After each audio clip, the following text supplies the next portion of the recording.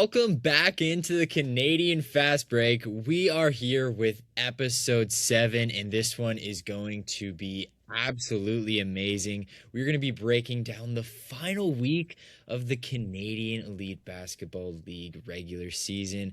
Jeremy, this is a sad time. We're coming down to the end here with the Canadian Basketball League, and I'm gonna actually send it to you first and ask you, see how you're doing, how you're feeling. I know it's maybe a little bit sad, but also very exciting as we head into the playoffs. So how are you feeling with all this? Yeah, I think you put it perfectly. I mean, it feels like, just 13 weeks ago almost we were getting ready to start giving all our hot takes, and Yeah. now we have accumulated, I guess, all of that. So it's great to see a busy week for the CEBL. Mamba able to quickly win starting off the week against the Stingers, kind of solidifying why they're right now above the Edmonton Stingers. And then Tuesday, it proved that, Calgary Surge has the Vancouver Bandits number this season. I don't know what it is, but it just seemed like a common denominator in every single one of their games. So Calgary, just early part of the week, had some light, which was nice to see. Shifting to Wednesday, July 22nd, Scarborough Shooting Stars able to outbeat the Blackjacks 113-106. Not really as much of a surprise there, as Scarborough has been that powerhouse all season long. Thursday, we moved over to the Vancouver Bandits and the Winnipeg Sea Bears, and this had playoff contention, caliber, whatever you want to call it. This was a highlight to a potentially good viewing for the postseason. The Bandits able to walk away 92-77 and then reclaim that first seed of the West. So that was a big step up for them. Both teams have been in that position. They're comfortable, and now I think it's just a matter of, who wants it more. Yeah. Moving over to Thursday, Brampton Honey Badgers taking a L to the Saskatoon Mamba, 98-92. So the Mamba slowly trying to grab some wiggle space away from the Stingers. And then Friday, Niagara actually losing to the Scarborough Shooting Stars, 82-75. Alongside the Montreal Alliance picking up a much needed win, 96-85, against their identical record counterparts, the Ottawa Blackjacks. So there's some tension boiling over too in the lower part of the East, and we'll get to that. Part of the home and home stand, the Edmonton Stingers faced off against the Calgary Surge, so they were going back and forth, each at their home barns. So Calgary able to walk away with a win, 101-88 on that Friday. And again, it was that Cinderella story of, the Surge kind of has the ball rolling, right? And it was exciting to see without giving too much away at the moment. July 25th, Honey Badgers able to sneakily win away against the Winnipeg Sea Bears, 88-86. And this was a surprise to me. I don't know if it caught you off guard, but it was one of the few times this season that we've seen Winnipeg kind of take their second loss in a row and try to find some footing right underneath them. And it seemed like that was a little bit lost despite that dynamic duo. Yeah, I mean, there's a lot there, especially kind of just to hop in there. I mean, with that Bandits Sea Bears game, it was great, but we're going to get a look at that again this week in the final game for both of those, which in all likelihood could come down to the difference for the number 1 seed. But again, we'll get into that later. I'll let you keep going on your recap, but that's something I have my eye on this week. Absolutely. Yeah, I think all of us definitely. It'll be super highlighted, I guess, underneath the CBL schedule. But continuing on, Bandits able to walk away with a win against another Western rival, 104-97. Again, much needed win for the Bandits to try to separate themselves from the Sea Bears and let alone the Mamba, who are just sneaking ever so creepily in that third seeding. And then to finish it off, Sunday, July 26th, the Blackjacks taking an L to the Niagara River Lions, as the River Lions, they're comfortable sitting somehow. They found their way back. They have some light in the standings, and it just proves to see why they're the back-to-back champions. And the story's not over. The three-peat still has some probability inside the story. Montreal Alliance, again, also losing to the Scarborough Shooting Stars. Not really too much of a surprise, as they were kind of the underdogs heading into that match. And then finally as well, July 26th, the Edmonton Stingers able to walk away 100-89 against the Surge. And unfortunately, this is where we count the Surge out, ladies and gentlemen. They have been eliminated from the playoff contention. As much as it hurts to say, we were rooting for them the last couple of weeks. So we thought that they would have a chance to defy the odds, right? Defy the statistics, but unfortunately, that was not the case. So all of the West have clinched. But Brady, I want to know now. That's what happened this week. But what are we talking about this week? I want to know. Yeah. I mean, you kind of set me up perfectly there. I am so excited for this week, especially with all the chaos that has happened in this regular season. This is actually going to be the most chaotic week, and there's still so much to settle. So, this episode, we are going to go really into depth on exactly what has to happen for each team, especially in the Est, regarding actually did I say Est? I meant East, regarding exactly what they have to do to get in, and then in the West to really figure out who is going to get that either 1-2 seed and between the Mamba and the Stingers for that 3 and 4 seeds. So, we're going to get all of that going, but like you just alluded to, I want to have a quick moment of silence here for the Surge. It was an incredible run, man, and alluding back to my very first power rankings of the season, I had the Calgary Surge #1, man, and this hurts to see. I thought maybe there was a glimmer of hope, and we would have had the arguably one of the greatest Cinderella runs in all of sports, coming from an 0-10 start to, maybe winning this league. But again, a little too ahead of ourselves. But I just want to say to the Surge, what a turnaround, man. You fired your head coach mid-season. You bring in Dave DeVario. He does a tremendous job with this team, turning them around. And then you see all these guys coming together. They really never gave up on a season that had every right to be forgotten about. So, in terms of the Surge, they will be back, and I think there's a lot to build on. Although, teams do change very fast in the CBL from year to year, but there is so much to like about this squad going forward, and kind of especially the mindset you now have going into the next season with, a lot of hope and a lot of fight within your main guys and your organizational pieces. So we will have to see how that goes. But again, Serge, I just want to say great run, and thanks for giving the fans something to cheer about, especially towards the end of the season. But moving forward, let's get into the teams that are still alive here and still raring and ready to go. We will start it off in the West before we get into this very complicated East. But before we kind of do get into all that, I just want to give a little credit out to somebody that posted this on Reddit. I have a lot of the things that I'm going to be referencing here in this episode are from all these playoff seeding implications from Crazy E97 on Reddit. So props to him. He went in depth, got all the tiebreakers going, made all these charts, and it's made my job a lot easier here rather than having to go through all that. So thank you again, but we are going to first look at the West and see what he's kind of drafted up here for us, because the West is interesting, and there's kind of two groupings, and we've kind of molded that into our heads weeks ago that it was going to be Vancouver, Winnipeg, and Saskatoon, Edmonton, right? So starting off with Vancouver and Winnipeg, Vancouver does have the slight edge up until this point just because they do have that extra game in hand. So theoretically, they can clinch #1 before they play each other in that final game of the season. So Vancouver's going to play Montreal on Tuesday. If they were to win that game, and if Winnipeg was to lose against Ottawa on Friday,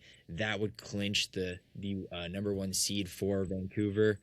The only way that it doesn't clinch is if Winnipeg matches their exact outcome of that game. So if Vancouver were to win, then Winnipeg has to win. If Vancouver loses, Winnipeg could win, lose. It doesn't matter. It's still going to come down to that final game. So there is a way that Vancouver can get out of here, but I think everybody, including the fans, are all hoping that we get that final game, right? We don't want to see, an anticlimactic end for both teams in the regular season. And this is going to be an early, hopefully look at that conference final, in my opinion. So we'll have to see there. But I'm going to send it to you, Jeremy, first, and kind of get your thoughts on the Bandits going forward.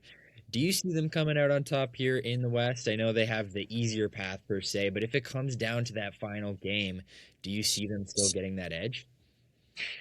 Yeah, I think they could definitely still have that edge. You've seen both teams have that equal amount of, property space sharing throughout the season, that number one seed. Yeah. Both teams are comfortable with sitting there, and they're able to hold on to it.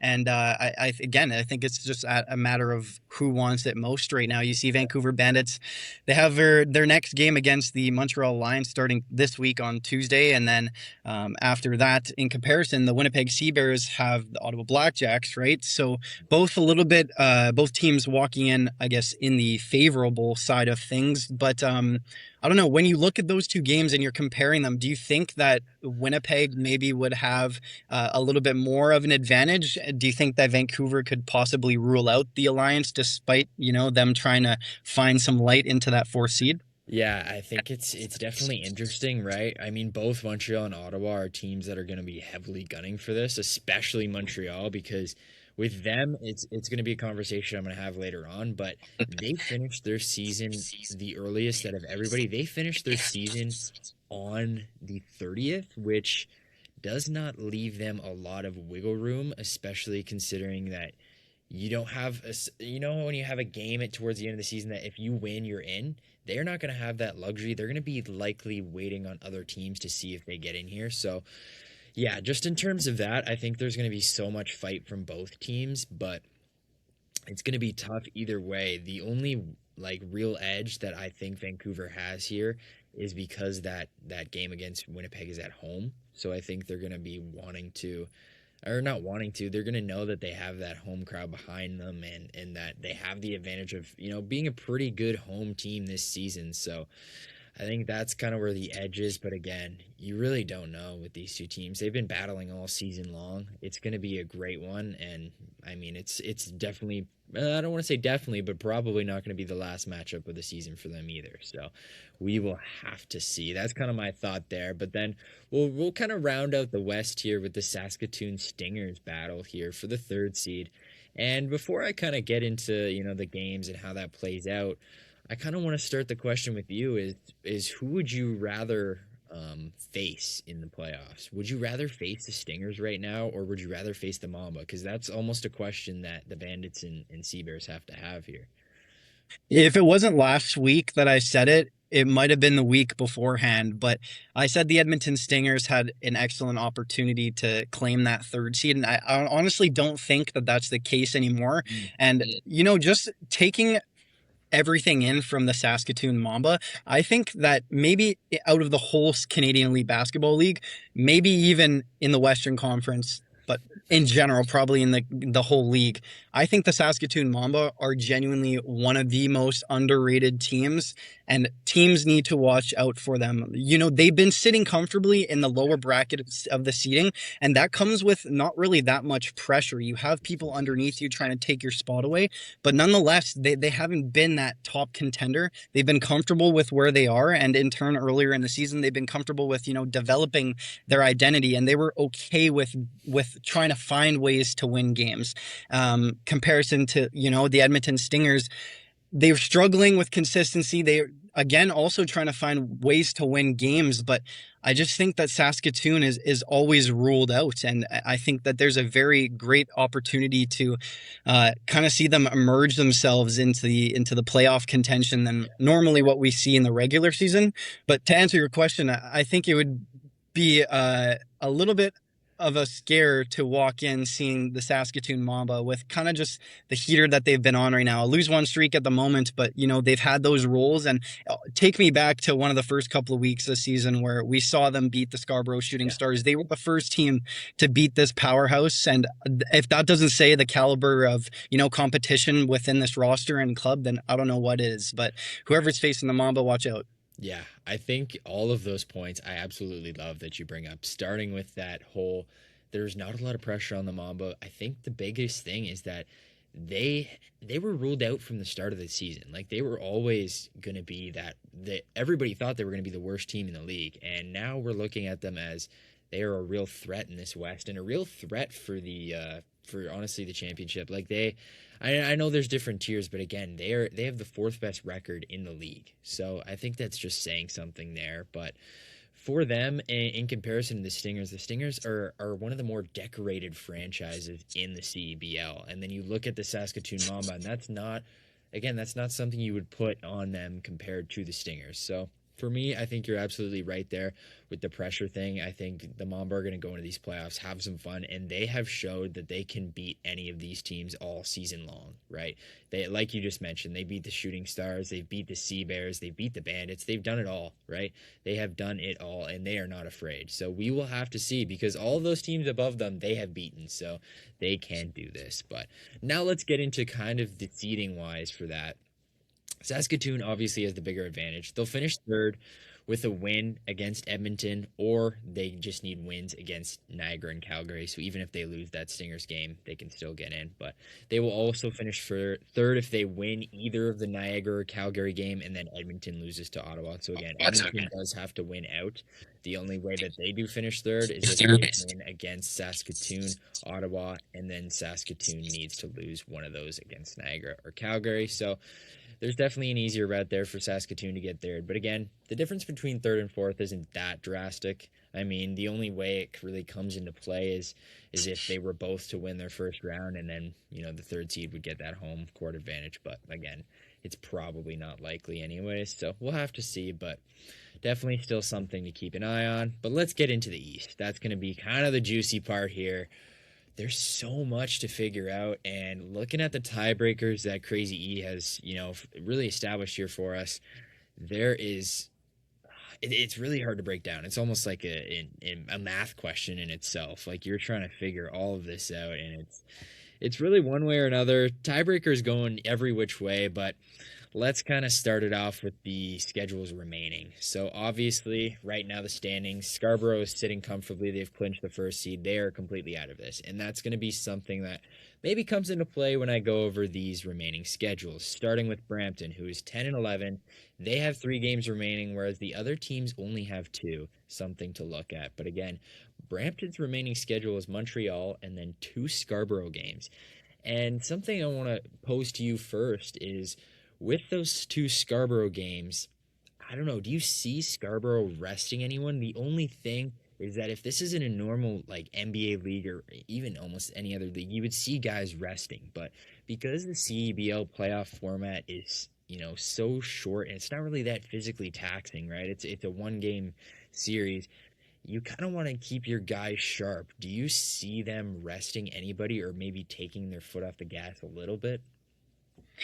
Taking the foot off the gas, no way. I don't think that Scarborough is the club to do that. Yeah. You set the standard. You have been the measuring stick for the whole season. Finish it off the same way. I think Okay. that's the easiest way to say it.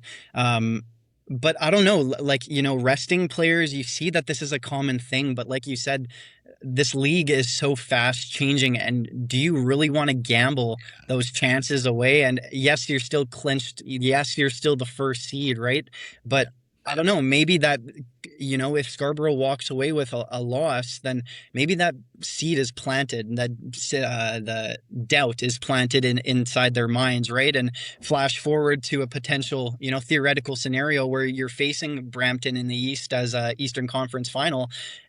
That doubt Yeah. the seeding of doubt is there, right? Yeah. So I don't know. I think they still have to go in as if this is a regular game. Doesn't matter who you're facing. You're Yeah. trying to walk away with a win, and yeah, chin up, play normal. Yeah, and I think there's also something to be brought up there, that this is also a chance for Scarborough. For example, if you would rather not face them in the playoffs, this is almost a chance to push them out and push them away, given, Montreal beats them, and other things go their way. There's still a way that Brampton doesn't make the playoffs. So you can be the ones to knock them out, which would be interesting enough if you really don't want to see them going down the line. But again, also, if you end up pushing them to fourth, then you got to play them first round. So there's something there. It's kind of hard to really predict what goes on there. But again, that is something that could be lingering in their minds as well. But we'll move down to the other 3 teams. So now Niagara currently sitting in third, a half game behind on Brampton, 10 and 12, with 2 games remaining. Their magic number to clinch is 2, so that means they only need 1 win and 1 loss elsewhere from another team per se. But Their two remaining games are Saskatoon and Calgary. You would think they would be able to pull out one of those and would likely clinch things for them. But again, they only can finish second if they have the same number of wins as Brampton, or if they win the same number of games as Brampton. So if Brampton goes undefeated 3-0, there's no chance. But then again, if Niagara can win two, Brampton wins two, they'll get second, and vice versa if it's 1-1. So there's a way for Niagara to get second, and I think it's probably one of the more likely scenarios we can see. But in terms of Ottawa and Montreal, that's when we get a little bit dicey because they're both sitting at 9 and 13. Obviously, Ottawa does have the tiebreaker over Montreal, barely. They finished 2 and 2, but then Ottawa has a plus 18 differential on them, so they hold that. So if they tie, Ottawa will get in. So for Montreal, in order to make the playoffs, they need a lot to go right. And in my opinion, don't win, if you don't win that Bandits game, I think it's likely over for you because you face Bandits and then the Badgers. So for me, it's really tough, and I think I almost kind of lean that Montreal will be the team that's left out. I'm not sure about you, but in terms of Ottawa, Montreal, do you kind of give the edge to Ottawa, even if it's just based on that tiebreaker? Yeah, I feel like we've been in agreement with that for a little bit now. Yeah. It's kind of surrounded that conversation of Montreal and who's been their player. You know, after losing Freeman Liberty, it's kind of rough, and you're still searching for that. And I also feel like Montreal has been in a position where they've sat in a seating position for maybe a little bit, and now all of a sudden they're out of it, right? And that can Mhm. cause some teams to be not in shock, but for the lack of a better term, some shock. And now Yeah. they're forced to be in a position for maybe one of the first or few times in the season where, they're like, okay, we have to fix something. Something has to be going right. And we have to start winning games. And you have to try to find how you need to win games as a club. And maybe that's just a scenario of Montreal, again, not being able to do so because they haven't been forced into that position before, Mhm. like Niagara. Niagara has been climbing up for the last couple of weeks, and that's because of the fact that they've been forced to. They had that championship pedigree and narrative around them, and they found their way back to it. And I feel like Montreal is probably just lacking in that. Yeah, I mean, now you can kind of go back to that Vancouver game where it was Vancouver Montreal, I believe, when they had that really big comeback. The Bandits did, and, Yep. and that's one of those games where it's like, if you have that, it completely changes this outlook, and we're probably thinking that you're making the playoffs. Like every single game matters, especially, and you've seen it now more than ever. Like one thing to point out in the CBL season is that the fewest number of teams to be over 500 in a season was four. And right now there's only three teams that are above 500 in this regular season, and it's likely to probably stay that way unless something happens. I think maybe there'll be a team that finishes again 500, but above 500 there's only been three right now, and I don't think that changes. So it says something about maybe dominance in this league, especially when you look at Scarborough and you look at teams like, Winnipeg's been really great all season, Vancouver's been really great all season, and their wins are there. Like Scarborough holds a really big advantage over all those teams in the East. So it's something to say here that, again, it's looking really weak in the bottom of the East, but anything can happen. And the crazy part is that four out of the five teams are making it in the conferences. So it really doesn't even matter that much. So, again, that's just something I wanted to point up or bring up that I found out. I saw earlier today, which I thought was really interesting. But again, Ottawa, Montreal, Niagara, Brampton, they're going to be fighting the rest of the way. But the advantages go to Brampton and Niagara just on the slim margin that they have 10 wins, right? So, again, the margins are absolutely so slim. But let's kind of keep trucking along here as we kind of get away from here. The funny thing is, right? The last thing I want to say here. The funny thing is that all of these teams in the East, magically enough, can get second. So I kind of just want to go over a little bit of scenarios here. For Montreal to finish second, if they win both of their games, Brampton wins no more than once. Ottawa loses one and Niagara loses both. Montreal finishes second. Ottawa can finish second if they win both. Brampton wins no more than one. Niagara loses both. They can also finish second if they win one. Brampton and Niagara lose both their remaining games, and Montreal loses to Vancouver. I know this is a lot to take in, so stay with me here. But then again, Niagara can finish second. I think I said this earlier if they have the same number of wins as Brampton. And then Brampton literally just has to win one more game than Niagara in their remaining to be able to finish second. So again, the advantages are to Brampton and Niagara, but things can absolutely flip on a dime here. So my last kind of question to you in the East is how big do you think the seating is going to come down? Like, do you think that if Brampton ends up finishing fourth and playing Scarborough kind of shakes the league, right? If you're looking at a Niagara Ottawa first round matchup, that's a little interesting to me. But again, it's probably going to be Brampton Niagara. But what would you kind of say would be the most chaotic scenario in your opinion that could happen here? Yeah, you read my mind. Chaotic and probably the most electric, in my opinion, would honestly see Niagara take on Ottawa that first round, and Brampton hopefully taking on Scarborough. Yeah, But what I'm excited to see, and hopefully we get to this point, is to see a Niagara River Lions versus the Scarborough Shooting Stars, I because fully agree. Yes. yeah, that's been the talk of Yeah, the back of my head for the longest time. Is I want to see a three-peat, I but do. also you have such dominance uh there by the Stars, and it's Yeah. so hard to ignore. And it just like you said, anything can flip on a dime, right? The Yeah. standings, and let alone the results. So I think that would have uh one of the most, highest caliber of playoff contention that all the fans are going to be able to see, and that's what I'm really excited for. Probably one of the top games in the East postseason.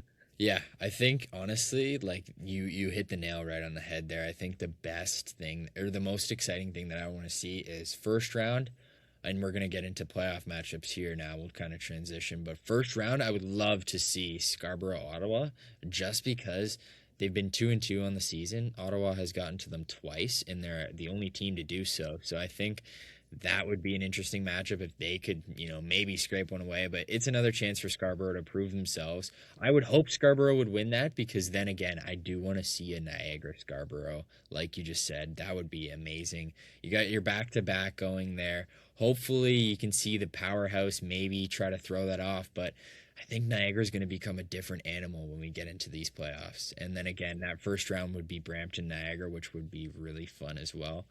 Two teams that obviously Brampton going into the season we thought was going to be the absolute pinnacle of the league, and they were for a while, and things kind of slipped a little, but right, that's a chance for them to prove themselves. And then you look at the West now, and I think my most ideal matchups here would probably be, I would love to see another Saskatoon Winnipeg, to be honest. They always bring great match. I think if it stayed as it was right now, I'd be really happy. And then Vancouver Edmonton. I think there's a chance for Edmonton to maybe pull an upset there, but again, Vancouver Winnipeg, I think that's got to be our conference final. I think that's just the most poetic way to finish this off. And then really, my finals hope would probably be, hmm, I would really like to see. I'd really like to see Winnipeg get there, and I think I would really like to see. Well, I can't decide between Scarborough and Niagara, to be honest with you. I need to ponder that one for another week, but I'm gonna leave it at that for now. Yeah, I think that's fair.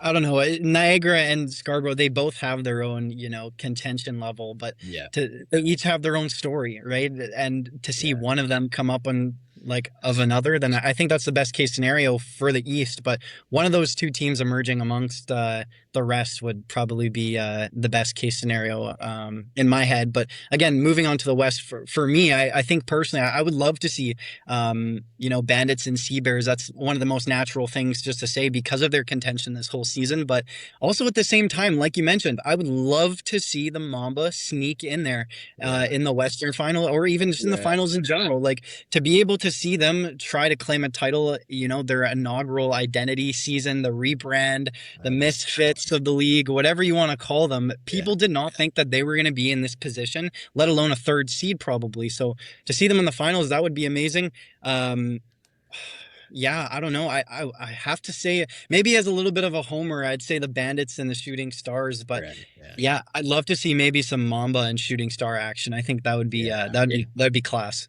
Yeah, absolutely. Like the Mamba, and again, like I said earlier, like they could beat any of these teams. So it's not like even if you get to that Shooting Stars Mamba game, you're thinking it's just Shooting Stars all the way. Like that is definitely not the case. So yeah, I think the perfect way to now wrap this up is let's take a look at these final games, kind of not go game by game, but kind of look at the biggest ones here and let's get our predictions. So honestly, I think we need to start it off right in this game on Tuesday, tomorrow. Montreal, Vancouver.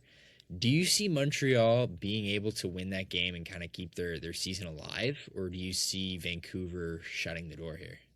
No, honestly, Brady, that's my worry. I am so worried that the Vancouver Bandits are gonna rule out their opponents. We've seen them Yeah. do it with the Surge all season. I don't know what it is, but it seems like they know when to step Yeah. up on the right opportunities, but unfortunately they catch themselves off guard, or maybe their guards down. So I think at this point it is absolutely critical to keep those games in the back of your mind and realize that the Alliance have little to lose in comparison to you guys in your first seed, and the Alliance are crawling back. They're looking for any way to try to close out a game, and it doesn't matter. Like if they need to move and diverge away from their identity to try to figure out what's working, what to fix, they're going to do that. And the Bandits are comfortable sitting at first seed because of what they've done all season. So it's two different teams on the other side of each spectrum, right? Each scale. And yeah, I hope the Bandits walk away with that. They can find some separation a little bit in that first seed from the West, especially right before beating or facing off against the Sea Bears. But yeah, they can't get caught off guard again. They really can't afford. I love what you said there actually. I think you're perfectly correct in the sense that all the pressure is on Montreal and especially with that you in the back of their minds there has to be that game that they blew against Vancouver earlier this season where it's like, yeah, this is a chance to do this again and really avenge yourselves, but you got to be thinking that even if you have a lead in this game, you still got to be shaking in your boots. So this is going to be a tough one mentally, I think, for Montreal to overcome. But if they can do it, I think they got a chance at getting in these playoffs. But again, it's going to be their last and only chance here. So if they want to turn the season around and make some noise, maybe this is the only shot they have. But now we're going to have to go further down the line. I don't want to talk about the Brampton Montreal game just because that kind of relies on that first game. So let's go down to let's go down to this Stingers Mamba game. I think this is again going to be another huge one in terms of that third seed. How I mean, this is kind of a question. I mean, they're going to be gunning for both of them, but do you think Edmonton's going to be going as hard in this game just based on maybe they don't want to face Winnipeg, maybe they want to face Vancouver? I don't know. It's just my question is, do you think seeding is playing any sort of part in their minds, or are they just going out to win a basketball game simply? Yeah, I think that they're definitely going out and just trying to win the game, right? I don't think that teams would, purposely lower their skill ceiling or anything like that, right? Obviously. But I don't know. It would be interesting to see. Like this last game is the last time that they face off each other, regular season. So I definitely think that if anything coming out of this game, that there's a great opportunity to set the tone. And I think the Yeah. Stingers or the Mamba, whoever walks away with that, is going to be able to say, we set the tone, and we'll see you in the postseason. And walking back into the postseason, you're going to know that. That was the one of the last. You saw this team, and they were the ones who just beat you in the West, and it also ties into the fact that they're so closely knitted together as Western Conference opponents and trying to face off against each other. So it just adds to the storyline. It adds to the headline, but yeah, I think the tone is definitely going to be something that's set after those four quarters. Yeah, I think the biggest thing for Edmonton, I think mentally they're absolutely there now. Like I think the hardest battle was that last Surge game, right? You just dropped one to them. This was the chance to clinch, and if not, you were probably not. To be honest, you probably weren't going to clinch. It was just going to be probably too much of an uphill battle, and it would have came down to a lot of different factors, a lot of different tiebreakers. But you shut the door. You really rallied to your team, and props to the entire team. Props to Jordan Baker for really rooting his squad as well. Like That's amazing for them to be able to do that. And they're back in the playoffs and they're ready to make some noise. So we will have to see how that goes for them. Lastly, I know we touched on it earlier, but I think the only rightful way to end this episode is to get your prediction on this Vancouver Winnipeg game. I know we touched on it earlier, but are you really feeling your Bandits here to shut the door and take that one seed? Uh, no, honestly, I can probably confidently say that the Winnipeg Sea Bears have an edge. Maybe not so more so with the environment. Obviously, being home with Vancouver is definitely an advantage to having crowd. Yeah, I'd say arguably more important in postseason, just with the energy and everything like that. But no, the Winnipeg Sea Bears, you can't rule them out. We've seen their yeah, physicality compare up to the Bandits. The Bandits have their own way of finding wins, but the Sea Bears can shut you down, right? And we've said all season, we've been waiting for Xavier Moon to jump back in. And now the fact that we have this dynamic duo between Teddy Allen and Xavier Moon, like for anyone not watching or not familiar with the CEBL, I'd comfortably like to compare Xavier Moon and Teddy Allen to Connor McDavid and Leon Draisaitl of the CEB. If that makes any sense, you can disagree with me if you feel like I'm wrong, but I honestly feel like that's the dynamic duo oh of yeah, this season. So the Vancouver Bandits stepping in, facing off against those two, and then alongside the other names that we've always mentioned, McGowens, Osborne, right? This is a team that you can't rule out. yeah. Vancouver isn't either, but Winnipeg can shut you down. Yeah, I love you tying that back to the hockey roots there. I think that perfectly sums things up. But again, I don't see because again, Moon and Allen played in the last game together against the Bandits and they lost that. So I just don't see them losing back to back with Moon and Allen against the Bandits. But anything can happen, and I think that home court advantage will be crucial. But yeah, that's going to do it here. I think we perfectly kind of set the table for this final week of the CBL. There's going to be so much chaos going on, and I'm ready for it. I'm super excited. Again, I was really hoping the Surge were going to be able to make this even more interesting, but again, beautiful season. What can you say? But really, all of these teams have something to play for, maybe aside from Scarborough. But again, I think they're, like you said, not going to let the foot off the pedal. But that's going to do it here. Again, we're going to come back next week. We're going to have really our picture perfect idea of what's going to go on in these playoff matchups. We're going to break it down. Hopefully, we're back with Gianno to do so, but we will have to see. But once again, I've been your host, Brady Locke, joined alongside Jeremy Russo. Make sure you come back next week, tune into all the games, and we will be right here again to break it all down. We'll see you next week.